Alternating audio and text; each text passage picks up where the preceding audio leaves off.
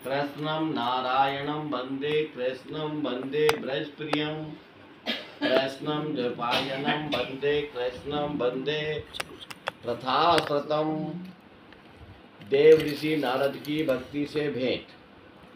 सच्चिदानंद स्वरूप भगवान श्री कृष्ण को हम नमस्कार करते हैं, जो इस जगत की उत्पत्ति, स्थिति और विनाश के हेतु तथा आध्यात्मिक, आदि देविक और आदि भौतिक तीनों प्रकार के तापों का नाश करने वाले। कल इसकी चर्चा विस्तार से हुई थी। अब दूसरा जो श्लोक है। जिस समय श्री सुखदेव जी का यज्ञोपवीत संस्कार भी नहीं हुआ था तथा लौकिक वैदिक कर्मों के अनुष्ठान का अवसर भी नहीं आया था, तभी उन्हें अकेले ही संन्यास लेने के लिए घर से जाते देखकर उनके पिता व्यास जी विरह से कातर होकर पुकारने लगे, बेटा बेटा तुम कहाँ जा रहे हो?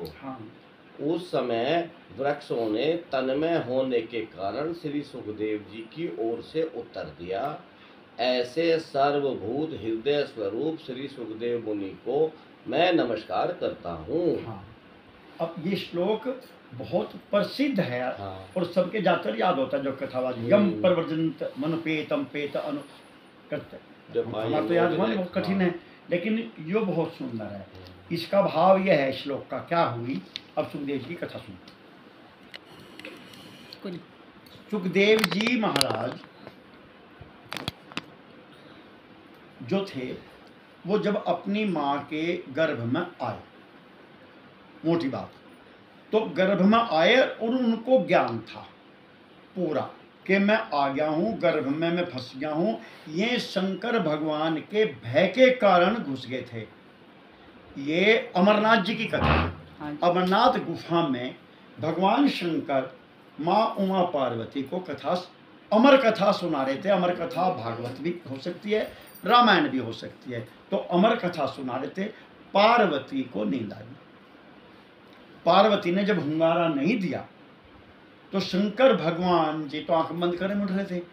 तो ये सोच के कि ये बंद कर देंगे बस ये भी।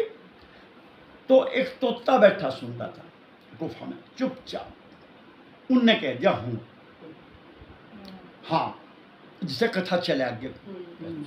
और जब कथा आगे कुछ कथन हुंगारा तो भर दिया, तो कथा शंकर जी फिर कहने लगे। वो हुंगारा देखता रहा। जब वो हुंगारा देखता हुआ और अमर कथा सुन ली, पूरी होगी जो जितनी होनी थी, तो तब शंकर जी ने आंख जो खुल ली, पार्वती सुन लग रही। तो शंकर जी बोल रहे ये हुंगारे कौन दे रहा था? फिर उन्होंने कहा जी मुझे तो वहां नींद आ गई थी जब आप वहां पे थे कथा में, उस पर यानी रात को मान लो वहां पे सो गई थी। तो जब सब लोग किसी ने सुनी मेरी कथा, ये हुंगारा कौन दे रहा था? उन्हें क्रोध आ गया, वो तो कल्याण होना था। तो आंख खोल के देखा, एक तोता बैठा कांप रहा। सुख माने तोता।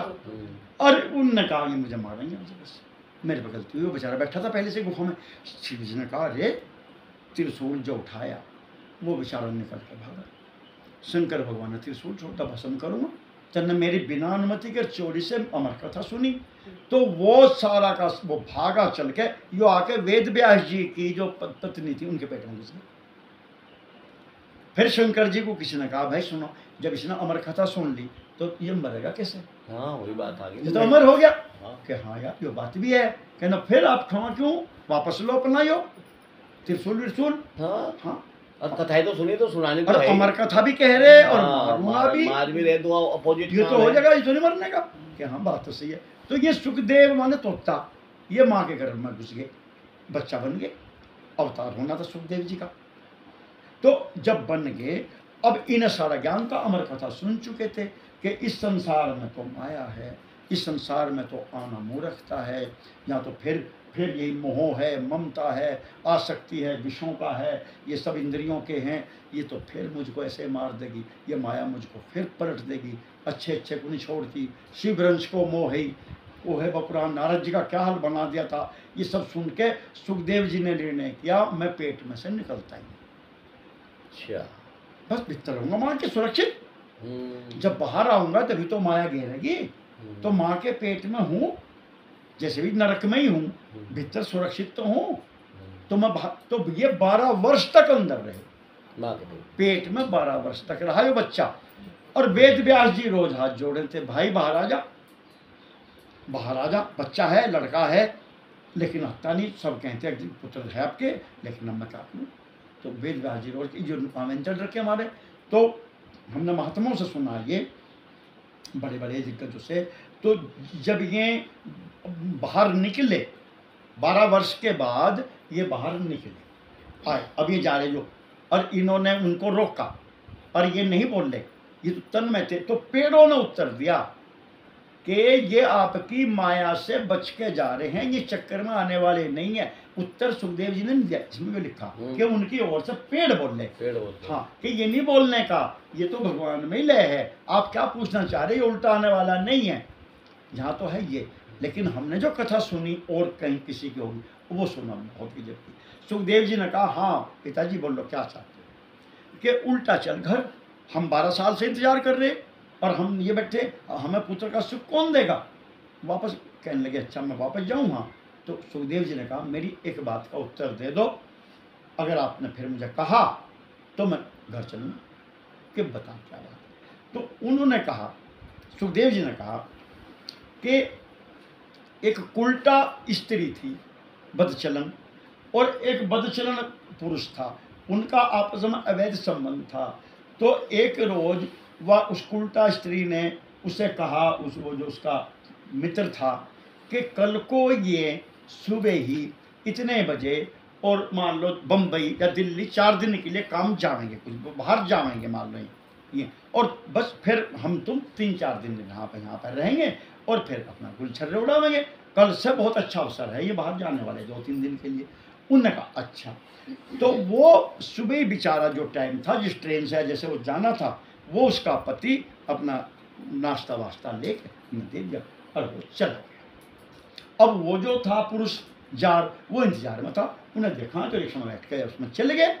तो वो बेचारा घर आ गया उसके, उनने कहा लो ये तो गए और बस। तो जब वो घर आ गया और घर आके में बात कर रहे थे बैठे ऐसे ही, तो वो बेचारा वापस आ गया बाई दीवे, और वो उन्हें घर गए आप, हाँ, उन्हें कहा तो वे आगे, उन्हें कहा अच्छा आप कैसे आगे, कहने लगे कोई प्रेशर सा बन रहा, एक बार लेटरिन जाऊंगा, कभी रास्ते में गड़बड़ हो। अब वो डर के मारे जो था वो जो पर उनने उससे कहता मैं कहाँ टट्टी घुस जाओ।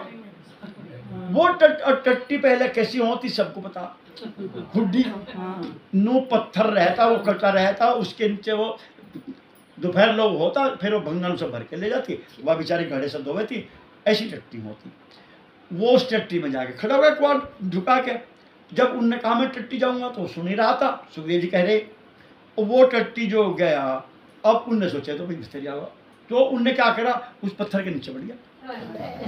कहाँ करता, छत में थोड़े नहीं करता, उसके नीचे बढ़ गया, उनने उसके ऊपर टट्टी करी और पड़ा और करके वो टट्टी और हाथ धो के, अच्छा ठीक है मैं जा रहा हूँ तुम ध्यान रखना, हाँ जी। वो चला गया बेचारा, वो तो गया, या बोली आ जाओ, चले गए, निकल जाओ, चले गए। अब यो निकला, क्या हाल हो रहा, तो उनने जैसे भी कर कुरा के उसे कैसे धोया, क्या करा, उसका जीव पकड़े, जैसे क्या दिया उसको, कुछ दिया उसका, और वो बेचारा वो सब पूरी हालत उसकी हो गई। और तो वो जब गलत होगी वो बोला ठीक है अब तो मैं जाऊँ, फिर वो चल दिया। तो वो अब पिताजी को सुना रहे सुखदेव जी कि पिताजी वो निकल के चल दिया सारा गंदा। तो वह बोली उल्टा स्त्री, अच्छा कल को भी आइयो।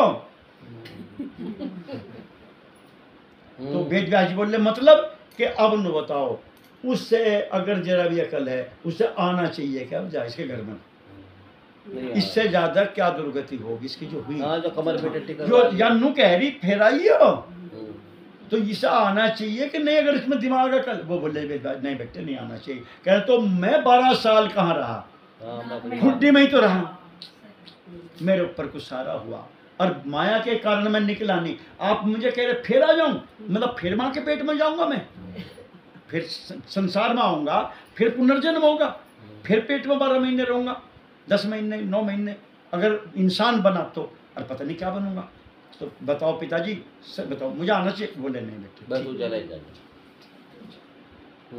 तो वेद व्यास जी ने बुलाया, सुखदेव जी ने मना कर दी, और उनकी तरफ से इस तरह का वहाँ प्रश्न बताते हैं कि फिर सुखदेव जी ने देखा ही नहीं इधर को, उन्होंने तो मूर्ति भी नहीं लगाई, मैं तो नंगे के नंगे रहे। तो अब दूत उसी में रहे, और अब भी जो कि तू है, अब भी जो उसी, ये नहीं माया फिर।